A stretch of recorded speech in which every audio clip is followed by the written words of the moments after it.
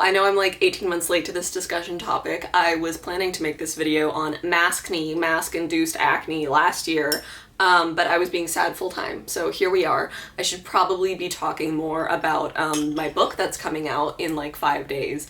But we're doing this. Thank you. In lots of countries, after experiencing epidemics, you'll see people still wearing masks after the initial contagion has passed, just as a matter of public hygiene. On the West Coast, in LA and the Bay and all along the Central Valley, masks are still really useful during wildfire season, just as a matter of preventing air pollution from seeping further into your lungs. So I'm gonna keep my mask around. I made like 20 of these last year, so I wouldn't know what to do with them otherwise. Everything I talk about today is handy for any kind of acne, no matter its source of inspiration. I can go into the scientific explanation for why you might have had more zits come up if you're wearing a protective face mask in the last year, but it's pretty intuitive, right? You got a sweaty piece of fabric rubbing against your skin all day. This video is just a bullet point of all of the products and practices that I've recommended to my friends the last year. Welcome to the group chat. None of the products I recommend are over $30, and I'm mostly going to be talking about skincare habits and routines that we can incorporate, little fixes, little adjustments that make a big difference in acne prevention and healing. So first off, if you only get one thing from this video, I really recommend the Tower 28 toner spray. It's a really simple formula. It's just water and hypochlorous acid, which is a natural disinfectant. You might recognize the smell of this toner from swimming pools and the doctor's office, or if you've ever had your ears pierced. It's a really common disinfectant in medical settings because it's so good at soothing any kind of skin irritation. So I've gone through 3 bottles of the thing in the last year, but it's great for sunburns, and it's also great for zits. This is the first thing that I put on my face after washing it. I spritz all over, I let it dry down as they recommend, and then I go on with the rest of my routine. I'll throw this in my bag when I go out, and you know, when I get someplace, I take my mask off and then I spritz my face down, spritz the mask. It just makes everything feel so much cleaner. Tower 28 also makes really good lip gloss. I'm wearing one right now. Next, for an all-over face product, this green cream from Bioderma is a really casual chemical exfoliant. Usually when I use a chemical exfoliant, I only use them at night because they can make your skin quite sensitive and you don't want to, you know, get a worse sunburn, but the percentage in this is so low that I feel comfortable using it during the day. I first started using this as a replacement for pore strips, because pore strips, I have such a vendetta with pore strips because they market them as like, oh, this is gonna get rid of your blackheads, but most of the little things on your nose are not actually blackheads. They're sebaceous filaments, which are a normal thing that your skin needs in order to be healthy, and it's upsetting that it's marketed this way. Get rid of your pores, right? You need your pores to breathe, so we like our pores. It's fine, but this green cream does make them appear a bit smaller, especially during the summertime. Heat can make your pores appear larger, so this is just nice. Makes everything look a bit tight. At the same time, this cream is very preventative. It feels like a buffer against any future zits, so if I know I'm gonna be in a mask all day, I will, you know, do my spray, wash my face, do my spritz, and then put this all over my face. I'll T-zone, you know, where I know my mask is going to be touching, and then have a really nice hydrating serum on top of that. And it's all nice at the end of the day. And this cream also has a bit of dimethicone in it, which makes a really good makeup primer. So those are for all over the face. Now for face masks, there's 2 kinds that I want to talk about. A really moisturizing face mask that you can just leave on for hours and forget about and maybe fall asleep in, and then also a more cleansing, maybe more drying face mask. My old instinct when I had a zit was to just put on as many drying face masks and exfoliators and scrubs as possible, but that would just irritate my skin more. And now I know that really I need to do like a 3-to-1 ratio of like really, really moisturizing stuff versus more targeted acne treatments. More moisture is always the way to go. Like, don't punish your skin. Put a blankie over it. For moisturizing masks, I love the oatmeal mask from First Aid Beauty. It's really thick and chunky. It smells like really good oatmeal. It smells like an oatmeal cake. I feel like a treat putting it on. As with a lot of their products, the active ingredient in it is colloidal oatmeal. Oatmeal. As a kid, I would take oatmeal baths to soothe my skin if I was sunburned or if I had chicken pox, and it's still a really good ingredient. Also great is the Moon Mask from Glossier. It's so bouncy and hydrating. I would wash my face and put this on and put on some lipstick and then go out in college like that, just like really, really dewy, bright red matte lip. And that that was it. Like, that was the look. And I stand by that. For cleansing masks, the Glossier green mask is also great. I've used that for years. I don't have a jar of that or the other one right now, but like, you know what the Glossier stuff looks like. I love this one because it's not as drying as other clay masks. My skin doesn't feel tight when I take it off. It just feels really soft and smooth. I've used this as a spot treatment in the past too. Like, I would have a zit and I'd just be continuously applying clay onto it all day, and then it dries and I put on a new layer, dries. Wonderful stuff. Really great for inflammation. I also love the chlorophyll mask from Coco Kind. The brand suggests that you mix it with water, but I mix a little of the green powder with yogurt and honey, and I put it on, and my skin is just glowing after half an hour. One big tip for clay masks is that you want to wash it off while it's still a bit wet. You don't want it to get completely dry and cracked and muddy on your skin. That's just another way to help keep your skin from totally drying out. Okay, now for spot treatments. You've got some friends on your face that just really want to stick around. My favorite thing for this is hydrocolloid patches. So a hydrocolloid patch is just like a plastic bandage that you put on your face, and it just sucks the zit out. You'll also just find these in any first aid kit. They're a very handy medical bandage. So you can go to the drugstore and just buy giant stacks of hydrocolloid patches and cut them out to fit the shape that you want, which is kind of my favorite way to do it. Those ones are also thicker usually than the ones that are sold as skincare, so you get a better deal. However, there are some really great skincare oriented options for hydrocolloid patches. CosRX makes great zit stickers. I've used them for years. They give you a couple different sizes to get a good fit. I do like the ones from Starface because they're really cute,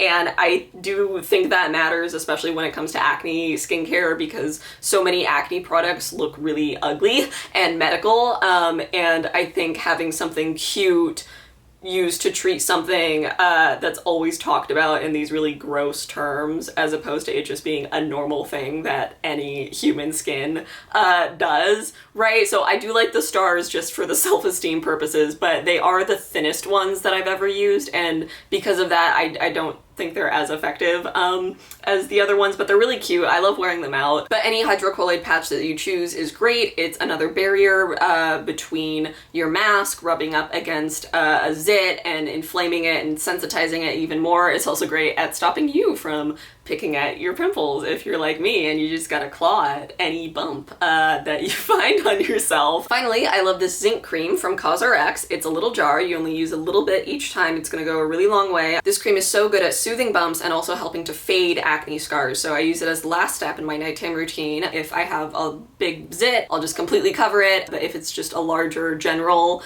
area, I'll pat it into my skin and it fades in pretty nicely. And it's great. It's so gentle and moisturizing too. As an ingredient, zinc also goes really well with vitamin C, so I might mix a little vitamin C powder into my night cream and then put that on and then put the zinc over it, and it just glowing. I wake up glowing in the morning. So that's the acne stuff. The rest of the time I use really moisturizing, hydrating skincare to, again, just like treat my face as softly and kindly as possible. So there's a couple things that have been in my routine for years and years and years that I am always pushing on people. So number one first thing from that is I always mispronounce this, the galactomyces serum from CosRX. So this serum has the same star ingredient of fermented yeast as SK2, right? The really, really fancy, you know, $100 a bottle legacy skincare serum, elixir, potion, right? But this is $20, and I don't know why people are not constantly talking about it, but I see such a difference when I'm using this versus when I'm not using it. It's my nighttime serum. Shocking the difference, I tell you. This serum's great for acne scars, for general glow. Hello, the lighting is different because it was getting so hot in my room that my camera died, so I took a little break and put the camera on top of the air conditioning unit, and hopefully she will be less temperamental now. When I get warm, I just use a copy of Grocery List Poems by me, Rhiannon McGavin, available for pre-order for all of your sweaty needs. Okay, what was I even talking about? Galactomyces serum is fantastic. Also great is hyaluronic acid, really cheap. You can get it from The Ordinary for like $6. This is another staple every day. Slap it on your face, don't even think about it. I spritz my face with rose water. I put the hyaluronic acid on, I spritz it again. This allegedly helps to lock in more moisture and hydration. Don't you love talking about your body like it's a construction site? Rosehip oil is fantastic. It is a natural retinoid. Retinoid is the stuff that's in retinol that makes it...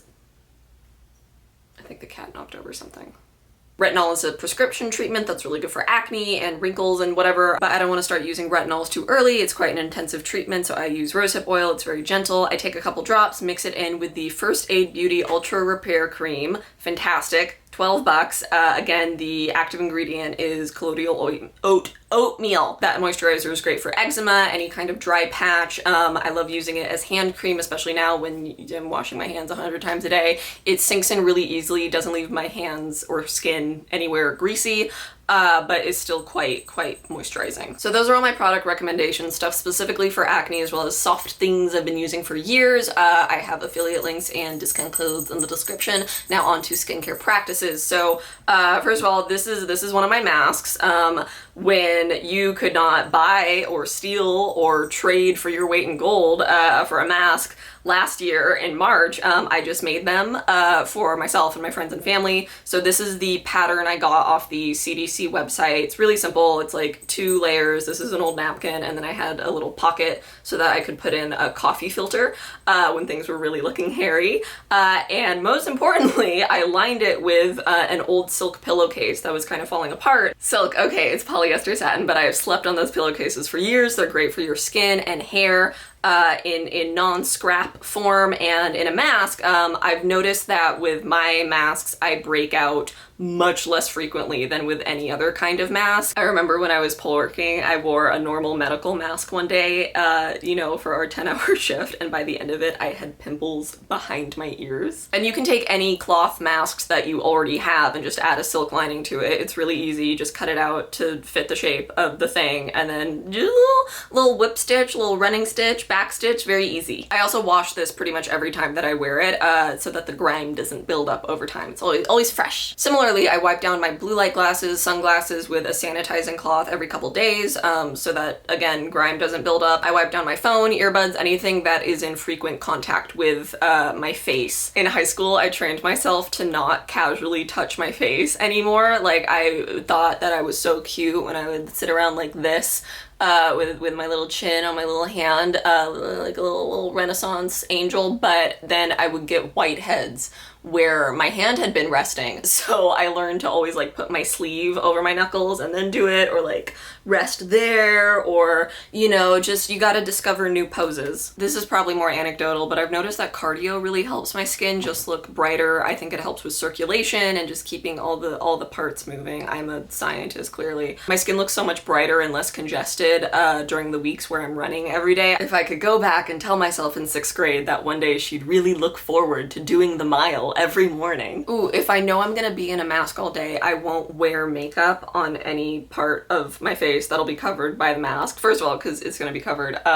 Second of all, just having an extra layer of stuff for the mask to grind into your pores is maybe not the best practice. The Tower 28 sprays made a huge difference, and then washing my face as soon as I get home and putting on a moisturizing mask again, even if I'm not gonna do my whole nighttime thing. I think how you use your cleanser is more important than what the actual cleanser is, right? Like, a cleanser shouldn't be where you spend your budget in skincare. It's only going to be on your face for like 2 minutes. If you're going to splurge, go for an overnight cream or a serum or something that's really going to stay on there and penetrate. So for your cleanser, just any simple moisturizing thing is going to be okay. I have noticed, and I do not know why this works, so if you have a theory, please let me know in the comments, but when I foam up my cleanser in my hands before washing my face with it, the cleanser works a lot better and my skin feels less congested.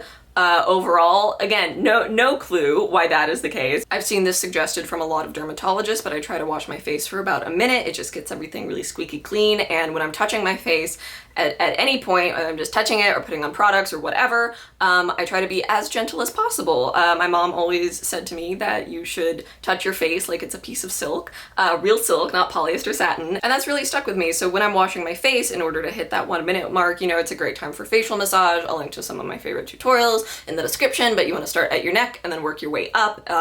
Feels really good around the jaw, especially if you clench it for whatever reason. Hi, okay, let me finish talking before my camera dies again. Last thing I want to say about a general skincare routine practice is let your products soak in a little bit before applying the next one. This is really important to get the full benefits of whatever you're using, no matter how expensive it is. Just a couple minutes, not too much. Like I put on my toner, I brush my teeth, I put on my serum, I do some stretches, I put on my moisturizer, I get dressed, and then I put on sunscreen, and then I'm out the door. Just let it all mellow a little bit. You're silk, remember? Treat yourself softly.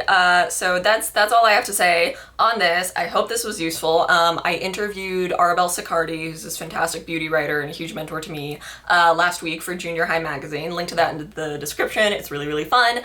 Today's fact is, oh my gosh, you can get a beautiful fan for your friends and family for this scorching summer at notoccult.media, and it will also be signed by me. In fact, you can also get this fan, which I think is currently on sale for $11, my first collection of poetry. You could have, wow, look at that, I'm so cool. I'm so cool. Thank you so much. That's all for me. Use cold water when you wash your face. Have a wonderful week, day. I don't know when this is getting uploaded. Bye!